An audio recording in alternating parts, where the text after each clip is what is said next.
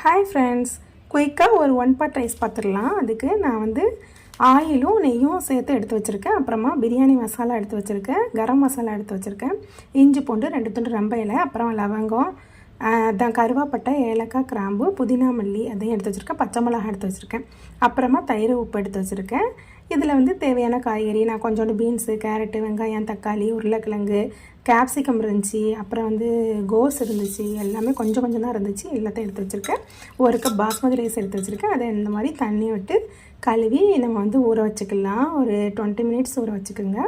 இப்போ அடுப்பில் வந்து குக்கர் வச்சாச்சு. குக்கர் வச்சுட்டு நம்ம எடுத்து வச்சுருந்தா எண்ணெய், நெய் இதையும் போட்டு சூடு வந்ததும் நம்ம வந்து புதினா மல்லி, இஞ்சி பூண்டு, ரொம்ப இலை, எடுத்து வச்சுருந்த எல்லா பொருளும், வெங்காயம், தக்காளி, பச்சை மிளகாய், வேறு வந்து கட் பண்ணி வச்சுருந்த காய்கறி எல்லாத்தையும் போட்டு அப்புறம் வந்து தயிர், உப்பு, மசாலா எல்லாமே சேர்த்துக்குங்க. எல்லா காயும் போட்டாச்சு. பிரியாணி மசாலா வந்து நான் 1 டேபிள் ஸ்பூன் போட்டிருக்கேன். கரம் மசாலா வந்து 1/2 டேபிள் ஸ்பூன் போட்டிருக்கேன். நீங்கள் அந்த மாதிரி போட்டுக்கோங்க.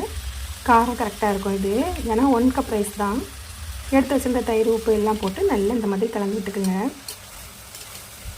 ஒரேடியாக போட்டு நல்லா பரட்டி எடுத்துக்கோங்க. ஒன்று சேர நல்லா கலந்து இந்த மாதிரி வந்ததுக்கப்புறமா நான் வந்து கலருக்காக நான் வந்து மஞ்சள் தூள் போட்டிருக்கேன். 1/4 டேபிள் ஸ்பூன் போட்டிருக்கேன்.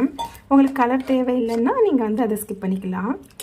எனக்கு எல்லோ கலரில் இருக்கணுன்றதுக்காண்டி போட்டிருக்கேன். அப்புறம் நம்ம எடுத்து வச்சுருந்த 1 கப் ரைஸ்க்கு நான் 1/2 கப்பு பாஸ்மதி ரைஸில் 1/2 கப் தண்ணி எடுத்து வச்சுருந்தேன். அதையும் ஊற்றி இந்த தண்ணி நல்லா கொதி வந்ததுக்கப்புறமா இந்த மாதிரி நம்ம கழுவி வச்சுருந்த அரிசியும் போட்டு இந்த மாதிரி கிளறி எடுத்துக்கலாம்.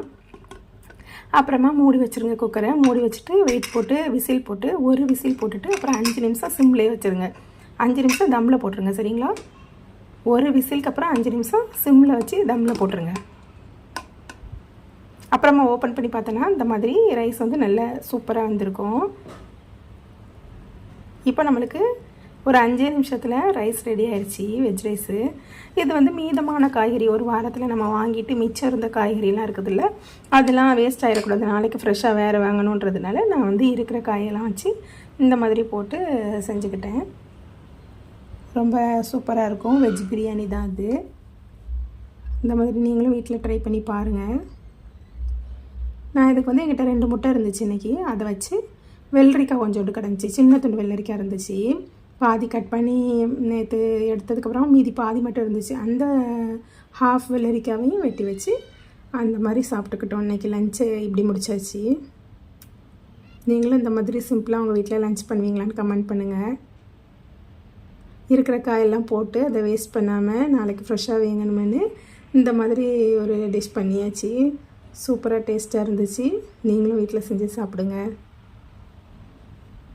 உங்கள் வீட்டில் மீதமான காய்கறியெல்லாம் வச்சு நீங்கள் என்ன பண்ணுவீங்க அந்த மாதிரி சொல்லுங்கள். நான் லஞ்சுக்குன்றதுனால நான் வந்து வெஜ் ரைஸ் செஞ்சுட்டேன், வெஜ் பிரியாணி.